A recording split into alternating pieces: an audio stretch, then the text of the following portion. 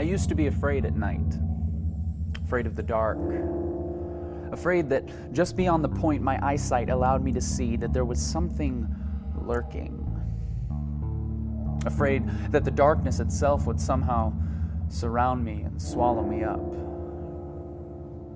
as if darkness were anything more than simply the absence of light.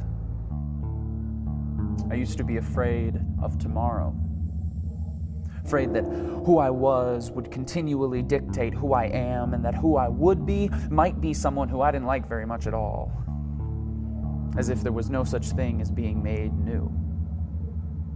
I used to be afraid of opinions, afraid that though words would not break my bones, they certainly would shatter my dreams, as if I started doing this for the approval of many rather than the glory of one. I used to be afraid of failure, afraid of losing, afraid of falling, afraid of being wrong, creating busts and looking absolutely stupid, because who am I to think that I could ever actually make a difference?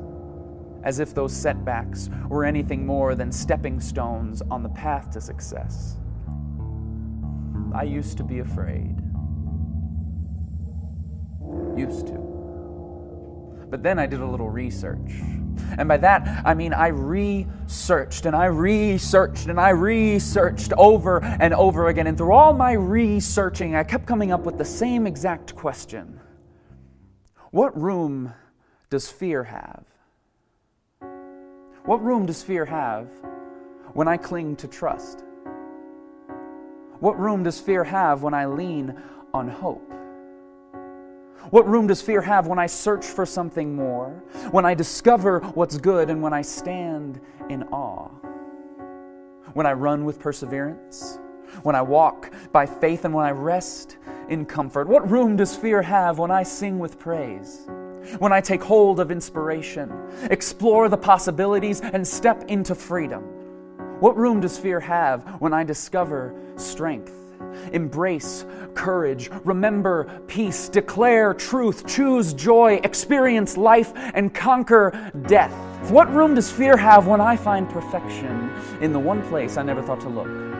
In weakness, when I'm saved by the most unlikely of heroes, by grace, when I'm invited into a relationship more loving and intimate than I could ever imagine as a child of God? I'll ask you again, what room does fear have when I step out of the darkness and I bask in the light?